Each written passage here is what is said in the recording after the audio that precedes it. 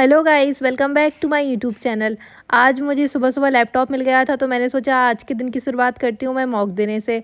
और पता नहीं ऐसा क्या हुआ, अचानक से लैपटॉप चलते चलते हैंग हो गया और इसमें नेटवर्क भी नहीं मिल रहे थे फिर। और मेरा जो टेस्ट था वो पूरा वेस्ट हो गया था। मैंने सोचा था कि आज मैं टेस्ट दूँगी और आज अच्छे नंबर आएंगे, तो फिर मैं टेस्ट करने बैठ गई थी। लेकिन ऐसा तो हो ही नहीं सकता कि मैं कोई चीज़ करूँ और वो ख़राब ना हो। और ये मॉक देने के बाद मतलब आधा मॉक मेरा कंप्लीट हो गया था, आधे से ज़्यादा कंप्लीट हो गया था, उसके बाद नेटवर्क मिलना कम हुआ और लैपटॉप हैंग हो गया। मैंने इंग्लिश में 21 क्वेश्चंस किए थे और मैथ्स में मैंने 18 कर दिए थे। एक डीआई थी जो मुझसे बन नहीं रही थी, वो अभी तक मैंने पढ़ी नहीं थी और मैं सोच रही थी कि अब मुझे डीआई की क्लास जल्दी से जल्दी कंप्लीट कर लेनी चाहिए, क्योंकि ऐसी डीआई आ रही हैं जो अभी तक मैंने पढ़ी नहीं है और फिर वो मैं कर नहीं पाती हूँ। उसकी वजह से बहुत ज़्यादा टाइम वेस्ट हो जाता है, क्योंकि मैं उसको करने की कोशिश करती हूँ और वो होती नहीं है फिर। और जब मैंने इतने क्वेश्चंस कर दिए थे और मेरे को लग रहा था रिज़ल्ट अच्छा आने वाला है और हो सकता है अच्छा आ जाता, क्योंकि बस रीज़निंग का सेक्शन रह गया था। बाकी मैंने इंग्लिश और मैथ्स कर दी थी, उसमें अच्छे खासे क्वेश्चंस अटैम्प्ट किए थे मैंने। बट इतना बुरा हुआ ना आज इस टेस्ट में, मुझे बहुत ज़्यादा दुख हुआ। फिर उसके बाद लैपटॉप तो मेरे हाथ से चला ही गया था, क्योंकि वो हैंग हो गया। तो फिर मेरा बिल्कुल भी मन नहीं था कि मेरा इतना अच्छा खासा आधा मॉक कंप्लीट कर दिया था वो ख़राब कर दिया। उसके बाद मैं लैपटॉप से वापस पढूँ, तो उसके बाद मैं फ़ोन लेके बैठ गई थी। फ़ोन पे पहले मैंने परफेक्शन की क्लास देखी और आज एडिटोरियल की क्लास फिर नहीं देख पाई थी मैं।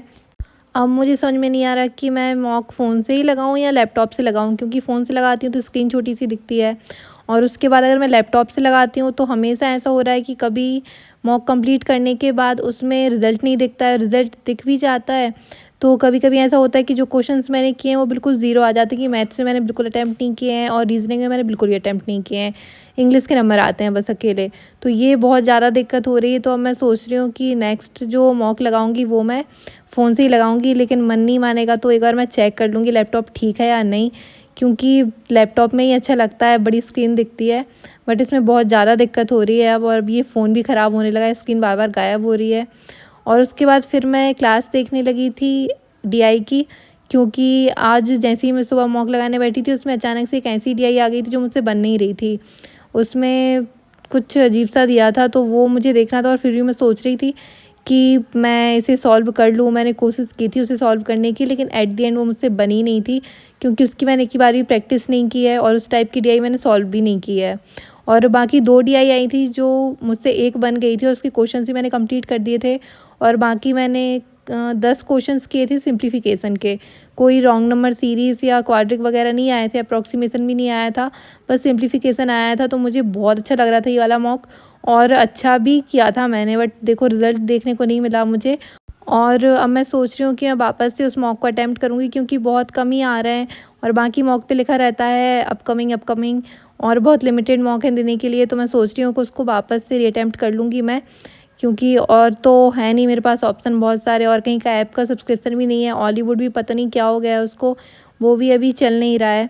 तो फिर उसके बाद मैं डीआई सॉल्व करने बैठ गई थी। फिर उसके बाद मैंने एक भी ड्रिल नहीं लगाई और मॉक नहीं लगाया, और जो क्वेश्चंस क्लासेस में कराए थे बस उन्हीं को सॉल्व किया मैंने, अलग से भी कोई क्वेश्चन सॉल्व नहीं किए थे डीआई के।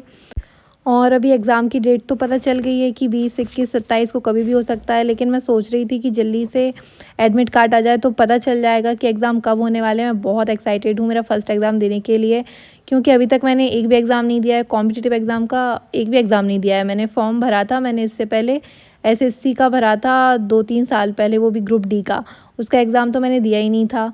और फिर अभी भरा है मैंने एसएससी का, सीजीएल का, और बैंक के भरे हैं 2-3। तो हो सकता है कि बैंक का पहले हो, क्योंकि 20-21 2 डेट हैं, और मेरा जो एसएससी सीजीएल का है वो 23 को है। तो मैं सोच रही हूँ कि पहले बैंक का हो जाए और 27 को बैंक का ना हो, क्योंकि नवरात्रि आने वाली हैं तो मैं बिल्कुल भी नहीं चाहती कि नवरात्रि में मुझे जाना पड़े एग्ज़ाम देने में। बस नवरात्रि में एंजॉय करना चाहती हूँ। और फिर उसके बाद मैं सॉल्व करने लगी थी मैथ्स की जो चेकलिस्ट आती है, वो शायद मैंने कल नहीं की थी, तो मैंने सोचा कि आज मैं इसको सॉल्व कर लेती हूँ, और इसको ही मैं आधी कर पाई थी। ऐसा होता है कि मैं कोई भी क्लास देखती हूँ या कोई भी चीज़ सॉल्व करती हूँ उसको आधी कर पाती हूँ। जैसे डीआई की क्लास थी वो मैं 2-3 दिन से आधी देख पा रही थी, इसलिए अभी तक मेरा पूरा कोर्स कंप्लीट नहीं हुआ है डीआई का। बस मैं प्री वाली क्लासेस देख रही हूँ डीआई की, और वो भी अभी तक कंप्लीट नहीं हो पाई हैं पूरी। मैं आधी क्लास देखने के बाद ये सोचती हूँ कि अब इसको थोड़ी देर बाद देखूँगी, और फिर बाद में वो क्लास रह ही जाती है, अगले दिन उस आधी को कंप्लीट करती हूँ। इस चक्कर में मेरी पूरी डीआई की क्लास रह जा रही हैं। और मैं जल्दी से इसको कंप्लीट करके तो पूरे क्वेश्चंस भी सॉल्व नहीं कर पाती हूँ जब मैं मॉक लगाती हूँ तो, क्योंकि उसमें भी अलग अलग डीआई आ जाती हैं। तो अभी मुझे पहले डीआई कंप्लीट करनी है और सिम्प्लीफिकेशंस के लिए तो मैं यही चेकलिस्ट सॉल्व करती हूँ।